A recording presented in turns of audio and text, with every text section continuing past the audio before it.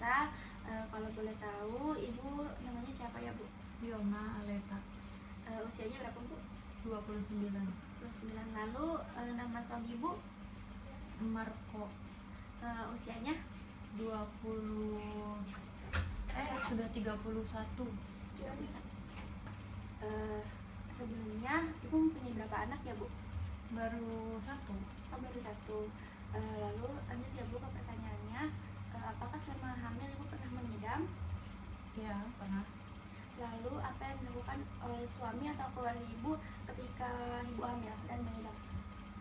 Suami saya sih lebih peka ya, lebih selalu nurutin saya mengidamnya apa, selalu tanya mau makan apa, terus lagi pengen makan apa juga, terus lebih memahami emosi saya. Baik. Lalu apakah saat Ibu hamil pernah ngomong amit-amit gitu, Bu? Ngomong amit-amit yang Iya. baik gitu. Pernah sih, tapi nggak sampai diucapin, cuman paling dalam hati aja gitu. Lalu itu amit-amit itu tujuannya untuk apa ya, Bu, kalau boleh tahu? Kalau kata orang dulu mah buat ini ya, apa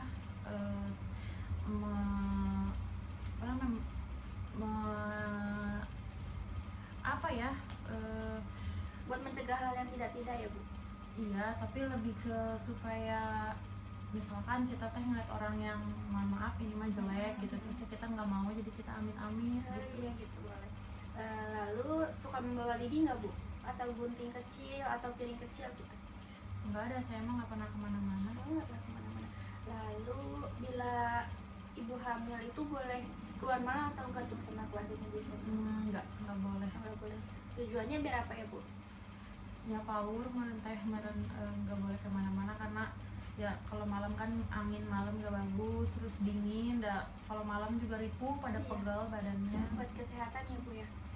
Lalu Ibu boleh makan nanas atau pisang oleh keluarga? Nggak boleh. Nggak boleh. Lalu minum es boleh, Bu? Minum es mah biasa, tapi jangan sering gitu. Oh iya. Lalu apakah Ibu tidak boleh menggaruk perut ketika hamil? Ya, cenah mah bisi stat mah cenah. Lalu tidak boleh melilit tali handuk di kain atau handuk atau tali di leher. Iya, soalnya teh katanya kalau kayak gitu nanti anaknya pas lahir jadi kelilit tali pusar. Iya betul, biasanya seperti itu. Lalu tidak boleh diam di pintu. Diam di pintu dah, saya masuk di pintu aja dah, tenang. Iya, biasanya kalau duduk di pintu itu kata orang dulu takutnya bayinya susah keluar waktu persalinan. Lalu tidak boleh menyiapkan perlengkapan bayi. Iya, tidak boleh menyiapkan perlengkapan bayi sebelum usianya 7 bulan, bisi menanaon gitu. Apakah kehamilan suka diperiksa, Bu? Diperiksa biasanya ke bidan, tapi sekarang periksanya ke ini rumah sakit di Galungmas. Lalu apakah ada tradisi penerimaan kehamilan seperti kayak 7 bulanan atau 2 bulanan gitu? Ya, ada. Lalu apakah selama hamil Ibu tidak boleh makan kambing? Iya, nggak boleh. Bisa darah tinggi, saya ada darah tinggi teh. Oh iya. Lanjut ya, Bu, yang masa persalinan. Siapa penolong persalinan pada waktu Ibu melahirkan? Waktu persalinan mah saya alhamdulillahnya nggak ngerepotin siapa-siapa, suami lagi kerja, orang tua jauh, saya datang ke rumah sakit sendiri. Tapi Ibu tidak menemani waktu melahirkan?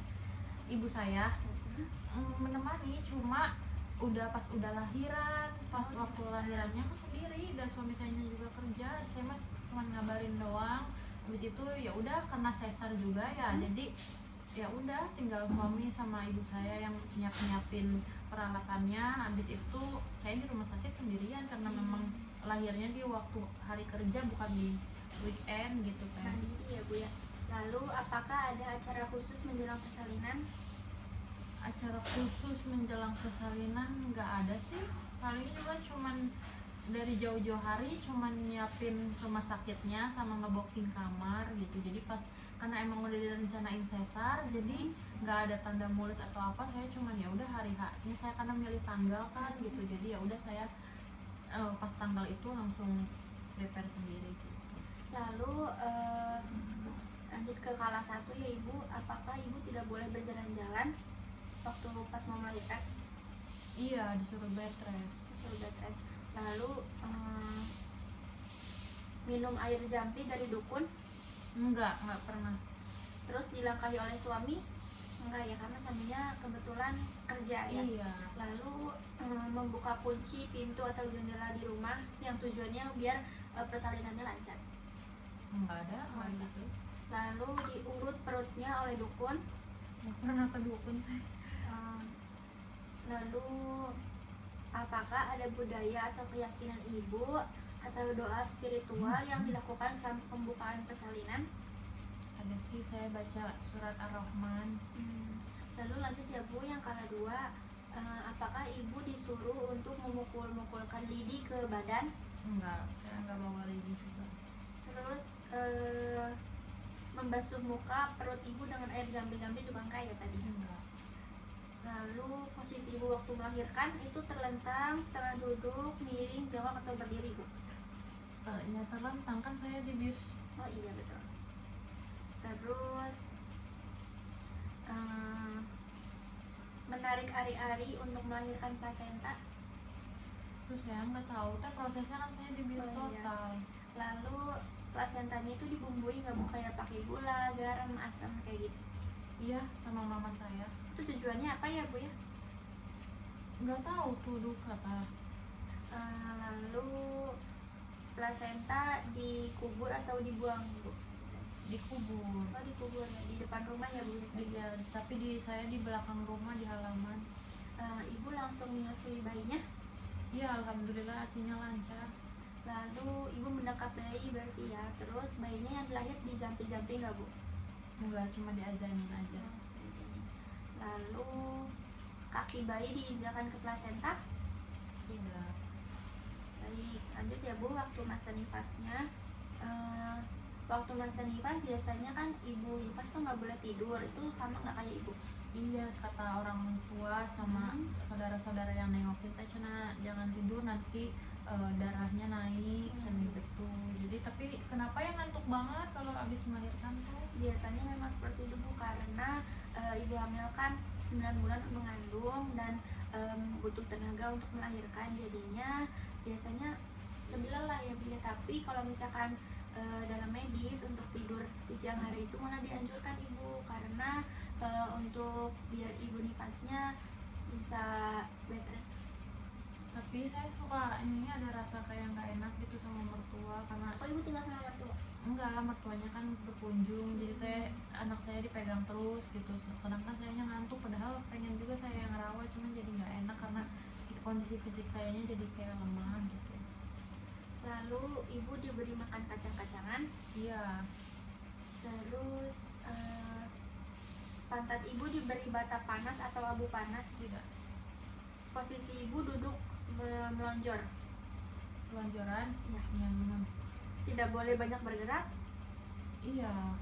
Tidak boleh keramas? Keramas mah keramas, dah sok pusing untuk keramas teh gitu, terus pada lengket gitu teh jadi nggak enak. Ibu memakai beber kayak gurita?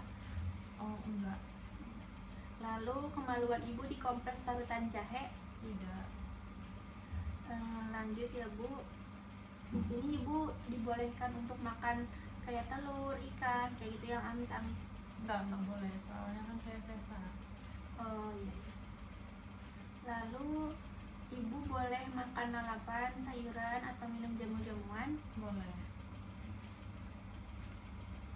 Terus apakah ada perbedaan dalam dukungan sosial antara ibu nifas di daerah perkotaan dan pedesaan ya Bu, menurut ibu? Perbedaan ibu nifas di kota dan desa?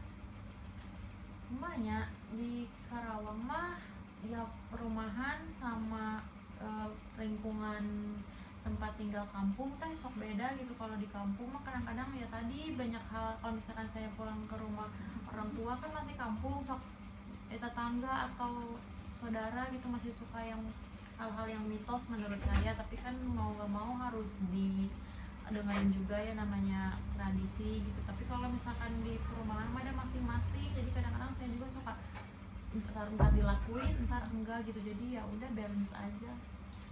Lalu apakah jika ibu makan pedas maka akan berpengaruh pada ASI menurut ibu? Katanya mah pengaruh ya, tapi emang bener sih teh ada bayinya disusuin teh jadi ongkek-ongkek gitu, mungkin pedas gitu karena saya juga orangnya nggak bisa nggak makan pedas gitu. Lalu apakah ibu Nipas tidak boleh makan makanan yang berkuah karena takut vulvanya basah? Saya mau makan aja dah. Makan. Lalu lanjut yang pada bayi baru lahir ya ibu, apakah bayi diajanin setelah lahir? Iya, diajanin sama suami. Lalu apakah kolostrum ibu dibuang? Kolostrum teh apa teh? Kolostrum itu ASI yang pertama kali ibu yang warnanya kuning dan kental. Enggak dibuang. Lalu apakah setelah lahir bayi langsung diberi susu formula? Oh enggak, sampai sekarang juga anak saya Full ASI ya, Bu? full ASI. Lalu bayi diberi madu Beri madu pas kapan tuh? waktu lahir? Enggak. Enggak ya. Apakah setelah lahir bayi langsung diberi nama? Iya, soalnya udah disiapin dari mimpi-mimpi saya itu. Apakah alis bayi diberi mekonium? Mekonium itu seperti fesesnya ibu. Oh enggak. Enggak. Lalu seluruh badan bayi dilumuri kunyit atau beras kencur? Enggak. Lalu bayi tidak boleh dibawa keluar malam hari? Iya, ada angin itu mah. Iya betul. Gitu. Apakah badan bayi dipakaikan gurita saat baru lahir? Enggak. Takut sesak ya bu ya? Iya. Apakah bayi baru diberikan celak agar mata bayi bersih? Celak yang warna hitam itu. Enggak. Lalu 2-7 hari setelah lahir bayi itu diberikan makan tambahan bu, seperti kayak susu formula atau bubur gitu, enggak kan ya bu? 2-7 hari tahu tuh teh kalau lodan meren. Lalu adakah upacara ngayun? Enggak ada. Puput pusar? Ada. Bikin bubur merah bubur putih biasanya ya, Bu. Lalu apakah bayi kakinya harus dibedong? Pas awal mah dibedong tapi teh enggak, biar anget doang, enggak sampai diikat gitu, enggak. Lalu bayi diberi nasi yang sebelumnya dikunyah dulu oleh ibu? Enggak. Mata bayi diberi kembang telang? Enggak. Lalu bayi tidak boleh diimunisasi? Diimunisasi aku.